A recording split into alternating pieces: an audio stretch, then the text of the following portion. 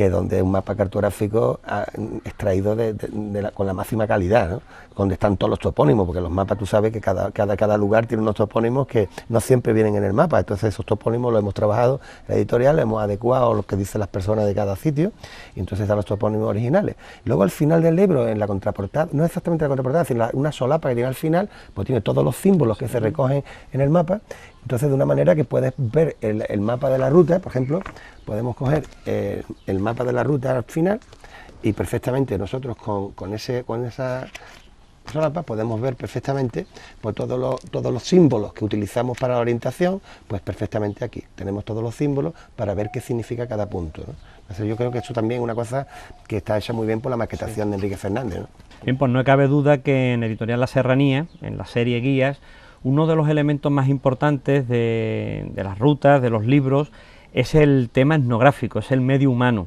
Es una cosa en la que se incide mucho porque nos parece importante pues dar a conocer pues tanto el paisaje como el paisanaje, ¿no? Y en este caso la guía de la Sierra de Mijas no se ha quedado atrás, evidentemente, y hay un interesante capítulo donde pues se hablan de las actividades económicas tradicionales, del esparto, el palmito, la cal, de los capacheros y arrieros, de los molinos y batanes, y bueno, pues nos parece realmente interesante.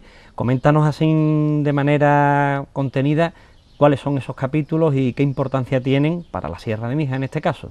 Pues como dice Rafa, comparto mucho lo que estás diciendo, o sea, yo entiendo que a todo lector le interesa también conocer el paisanaje del sitio, ¿no? Desde ese punto de vista yo, en el principio del capítulo de lo que es el medio humano, recojo ancestrales trabajos que se hacían en la sierra, derivados de una economía precaria y de subsistencia que hoy, pues no, afortunadamente, no se ven obligados a realizarla, como era la extracción de la cal, por ejemplo. La extracción de la cal hacía que la gente recogiera casi todos los restos de poda y de leña que hubiera en el monte, y muchas agulagas y romero, matas de romero, y eso hacía que los caminos estuvieran más limpios, las sierras estuvieran más limpias, y era de verdad lo que evitaba los incendios forestales, la propagación de los incendios forestales, ¿no? Hoy esto está en desuso y como no hay, pues la verdad es que los incendios se propagan por este tipo de matorrales, ¿no? Luego también el esparto en Mijas también tuvo mucha polémica porque en principio se recolectaba y estuvo prohibido mucho tiempo porque digamos que se le dieron a los ciudadanos de Mijas trabajo en los pinares a cambio de que no cogieran esparto, y eso pasó a manos privadas y pusieron incluso guardias, estamos hablando en el año 40, hasta guardas para evitar que estos ciudadanos de Mijas que cogían el esparto como único modo de vida, pues muchas veces lo trataban como auténticos delincuentes simplemente porque era un esparto. Hoy la sierra está de esparto, tú sabes, ¿no? Nadie coge eso, entonces también se propaga el incendio. Y luego otro de los temas también el tema de los capaceros y arrieros, ¿no? Los capaceros era gente que cogían el pescado en la costa y los boliches, en Fuengirola, y lo llevaban a los cortijos, no como ahora que había pescado congelado, entonces era todos los días, y muchas veces lo llevaban con una simple alpargata andando, unos capaceros con unos capachos llenos de pescado, a lo mejor con 40 o 50 kilos, a través de la montaña hasta Laurín el Grande o los cortijos más cercanos, y muchas veces utilizaban estos caminos, ¿no? Son trabajos que hoy muchos de nuestra juventud afortunadamente no tienen que hacer, pero que muchas veces le daría bastante fundamento a su modo de vida, ¿no? Y luego también el de los arrieros. Los arrieros lo mismo que los capacheros, solo que ellos utilizaban bestias para desplazarse, pero era el modo de vida que había entonces para desplazarse hasta los pueblos, ¿no? Muchos de los pinares que hay en Mijas, la mayoría fueron plantados en los años 40 utilizando mulos y burros, ¿no? Y hoy pues nadie utiliza esto. Hay algunos mulos pero para los turistas para pasearlo por el pueblo, pero no existe el trabajo en el campo así, ¿no? Entonces yo entiendo que como homenaje a estos trabajos, recogerlo en esta publicación ha sido interesante, ¿no? Y luego otro de los temas es el tema de los molinos y de los batanes. Existe un libro maravilloso que editó la Casa de Museo de Mijas en su colección Osunilla sobre este tema. Y los molinos en Mijas eran muy importantes porque Mijas tenía mucha agua en los tiempos pretéritos, ¿no? Y entonces ese agua se canalizaba por acequia desde las entrañas de la sierra de Mijas y se recolectaban y para utilizarlo en los molinos había molinos aceiteros y molinos de grano de trigo, que muchos pueblos de Málaga llevaban el grano allí a Mijas o a Benalmádena, que también en Torremolinos y Benalmádena había muchos molinos, de hecho el nombre Torremolinos, ¿no? Torre y molino, ¿no? Entonces pues esto servía como modo de vida. Los molinos pues, paulatinamente fueron sustituyéndose por batanes para el papel de estraza, para la elaboración de papel, y muchos utilizaban la misma digamos, herramienta o la misma maquinaria del molino de aceitero o de eso para utilizar en los batanes, ¿no? Y muchos se transformaron en batanes. Luego, también en el capítulo de medio humano, recogemos una historia de cada uno de los pueblos. No es una historia profunda porque tampoco es el fundamento de esta guía, pero sí una historia concreta que habla de cada uno de los hechos más importantes que hay en cada uno de los municipios. Concretamente, por ejemplo, habla de la Cueva del Toro, que había pinturas rupestres en la zona de Benalmádena, o habla de lo que hablábamos antes del general Torrijos al referirse a Mija o a la zona esta. Y cada uno en Laurín, por ejemplo, pues también habla de las características que había cuando, por ejemplo, los reyes católicos conquistaron a Laurín el Grande. O sea, yo entiendo que un resumen muy breve, pero bastante enriquecedor de lo que es la historia de cada uno de los pueblos. Bueno, Juan, estamos ya casi llegando al final de la entrevista, se nos quedan muchos temas en el tintero, pero bueno, estamos también supeditados a un tiempo. Pero antes de acabar, quería preguntarte también por otro de los capítulos del libro, novedoso en parte porque, bueno, en otro libro de la colección Serie Guía también se incluyen rutas en bicicleta. En este caso, en la Sierra de Mijas se incluyen un número de propuestas, porque tú también tienes esa afición por la bici, aunque ahora la practicas algo menos. Cuéntanos sobre este tema, qué rutas son de gran dificultad, en fin.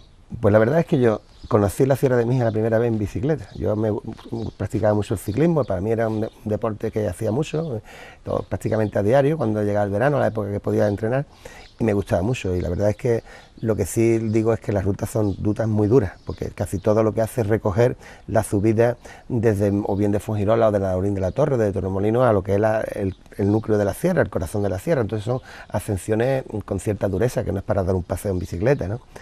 Y lo que sí es verdad es que son, por ejemplo, el caso del repetidor del Cerro del Moro, que es una de las subidas una de las rutas que propongo, es una carreterita muy estrecha de montaña en perfecto estado de piso, ¿no? de pavimento, ¿no?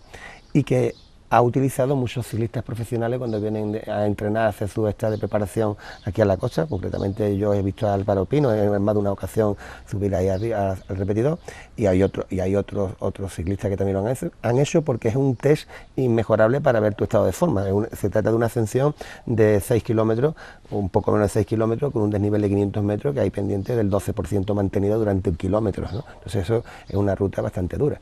Y luego hay otras rutas, como por carriles forestales, que también tienen su dureza, como la ascensión al Pico Mija. O sea, la ascensión al Pico Mija tiene un desnivel de casi 850 metros por un carril forestal, que eso es una subida impresionante. O sea, que en ese sentido, ahora que es muy bonito hacer en bicicleta la Sierra de Mijas también, tiene su encanto. Y por ahí fue como yo la descubrí. Lo que pasa es que los años no pasan en balde, y ahora pues estoy haciendo senderismo, pero durante los veranos también sigo entrenando y me gusta mucho coger la bicicleta.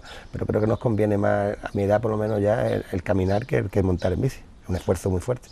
Ya hemos llegado al final de este programa. Hemos estado hablando de este libro maravilloso, Sierra de Mijas, Guía del Excursionista, un libro con un precio muy módico, 15 euros, y que podrán encontrar en cualquier librería de Ronda, de Málaga, de Andalucía, de España, en fin, en todas las librerías importantes.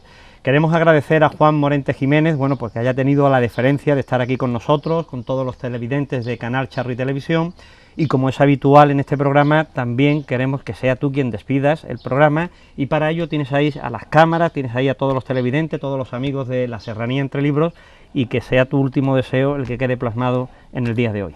Bueno, pues yo en primer lugar agradecer a Charri Televisión que haya tenido este programa, esta deferencia de tener este programa conmigo, ¿no? Y a Pepe García, su director, ¿no?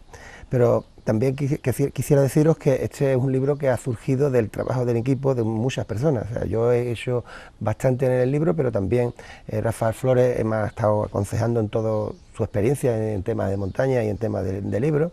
Enrique Marín ha hecho un trabajo excepcional, tanto de maquetación como de cartografía en la elaboración de los mapas.